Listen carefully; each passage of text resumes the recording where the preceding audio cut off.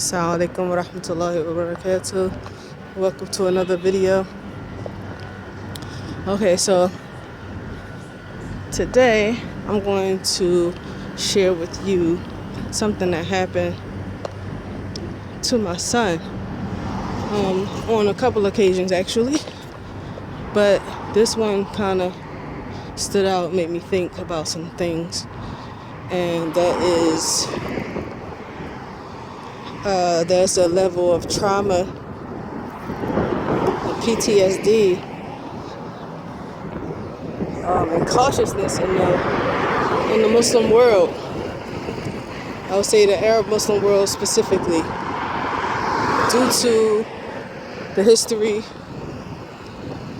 of nature of affairs that has happened over the course of the last 1400 years, with deviation, innovation, and the likes. So, that being said, my son was hanging out with with a friend of his. His friend is from Jordan, and his friend brought his brother along with him, his older brother. These guys are between the ages of 19 and they're in their 20s. So I would say 21 and 23. Yeah, 21 and 23, because one just graduated college and the other one already has his degree and is looking for work. So they went out, and the young man from Jordan, the friend of my son, was saying that he had landed a job, mashallah, in robotics, helping children learn coding and robotics and things like that. So I think it's at a college. And his brother said something like, that was by chance that he got that or whatever. So, and then he started to say some other things. I can't remember all of it. But my son started to correct him, And my son said that he was very, very negative the entire outing. And come to find out, the boys were raised with their father who had passed away during COVID. And their parents separated. Their mother is still here. That's where they live with now. Because after the father died, they didn't have a choice but to go live with their mother. But the father and the mother, when they were married, according to the son that's my son's friend, used to have a lot of religious discrepancies. And that's why they got divorced. A lot of argumentations. Because obviously the father had different, ideas about Islam and life and things like that, which showed through the oldest boy's speech and the things that he was saying to my son, which prompts the to correct him and check him on his speech.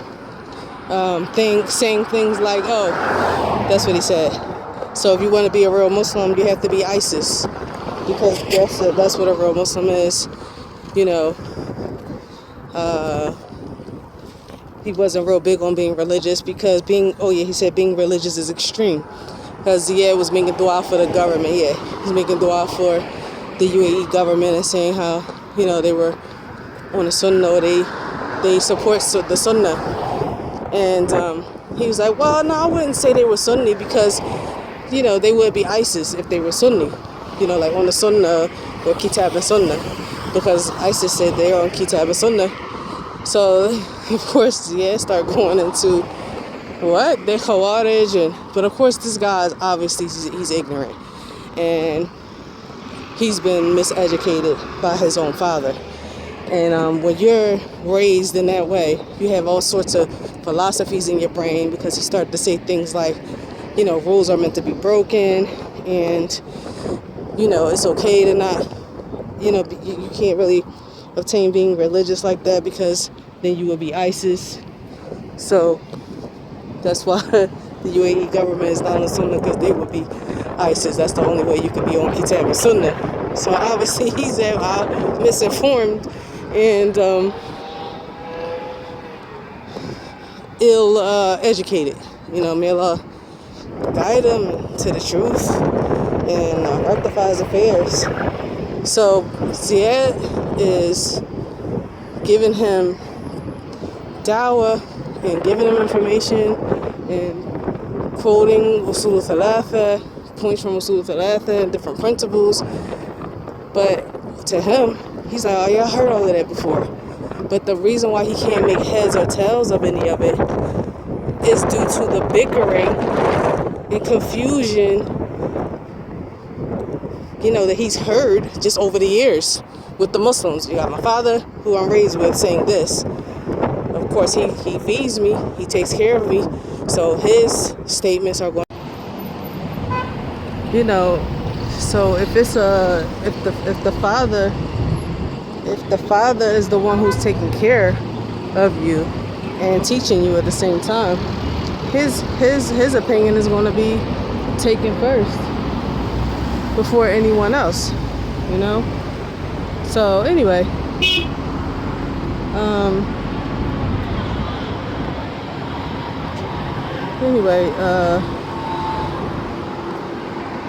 so Ziad was trying to help him, or at least repel the falsehood that he was hearing. And the friend started to look depressed. So Ziad was like, he said, I looked over at him and he was like, I told myself, this is what the friend said, I told myself I would never have these conversations, because this is what I grew up hearing my mother and my father arguing. It was the purpose of their divorce, subhanAllah. So I started to think, oh yeah, it was another incident too with Ziad, and I'll get to my thoughts in a minute, where he was in a park and he was with the Arab. Of course, they were talking, they like trying to relate to him, and they asking him, I think they were exercising, trying to relate to him and ask him about, what kind of music he listens to and things like that. And he was like, I don't listen to music. And they were like, oh, well, you don't listen to rap and all that? He was like, no. We were like, oh. He's like, it's haram. So, of course, you're in a Muslim country, and you have people who are being raised on all sorts of things, who are in all different sorts of jama'at, and have different shuyukh that they come from, that they take from their countries, from Sudan, from Libya, from Syria. Or you have the general ignorant people that still have, of course, they have their shuyukh that they take from, or their fathers take from, or whatever. So, of course he's relaying this to me, but I knew any kind of conversations like that, just in a normal setting with everybody from everywhere, is bound to spark some type of debate. So automatically, some started saying, oh yeah, Egyptian.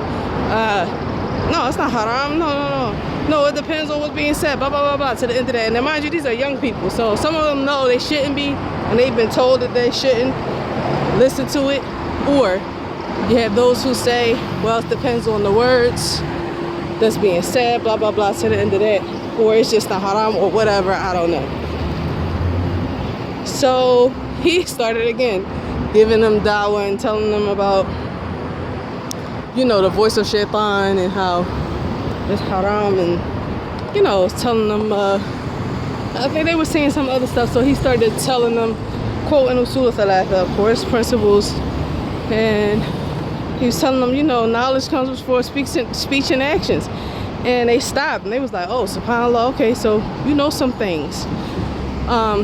But one of his friends said, he stopped him. The boy that was born and raised here, he said, listen, because a crowd started to draw. They started talking. They were talking, and Ziad's commanding the attention of everybody. So he said, listen, stop.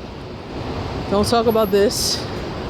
You know, don't talk about religious affairs out in the open like that. Because you can get in trouble. And why can you get in trouble? Because if they think you're giving a class or calling people to something, then you can get in trouble. Even if the police don't know what's happening, they're going to question and see what's going on. UAE is very big on tolerance, which I think is wise, especially being in the Muslim world and knowing the history of the Muslim world and knowing that, you know, you have Iranis that are living here. You have people of different backgrounds. There's a time and a place for everything and for your dawah. And your dawah has to be also brought to the attention of the government and the religious affairs here. The awqaf, they're the religious authorities put in place by the government. And your dawah has to be registered. It has to make sure it's free from deviation. And it, you know, those jama'at that's preaching foundational deviancy and things like that, they don't allow it. And you're not allowed to be in the streets calling people and talking and drawing a cloud and giving classes without authority. So that was good that their brother pulled Ziad up and told him, like, listen, stop, it's drawing too much attention. You know, you're gonna be careful here and things like that. So it made me think about the trauma that is caused by Ahlul Bidah, by deviation, by bickering, by fighting, by those who deviate away from the straight path. Whereas though you have the people who are affected by it, who are misguided by it, those who get frustrated and don't know, they're confused by individuals innovating in a religion, having an upper hand in their country. You know, for those Muslims who are coming from countries where Ahlul Bidah and people innovation have the upper hand, they give their fatwa, they abuse the people, or they use the people, they incite the people. You have those who are going to turn away, don't want to be bothered by it, they just want to be normal.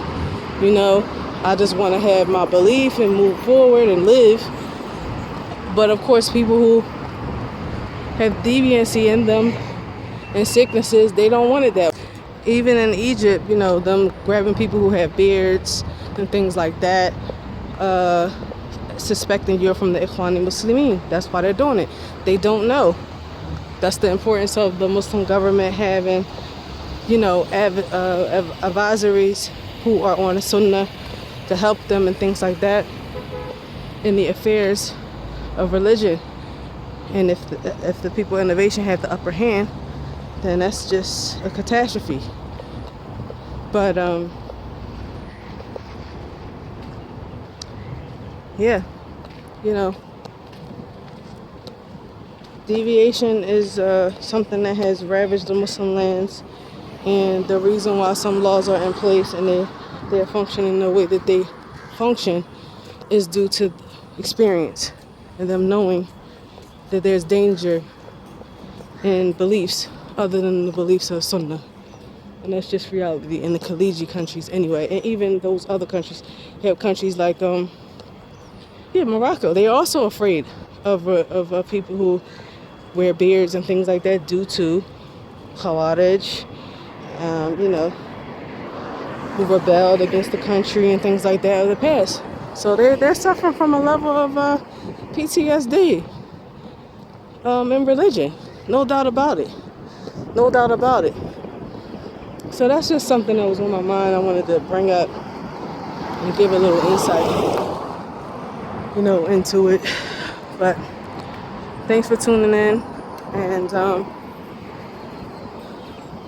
I'll see you all in the next video, inshallah. Don't forget to like, share, and subscribe. And remember that Hijrah mandates sacrifice. Assalamu.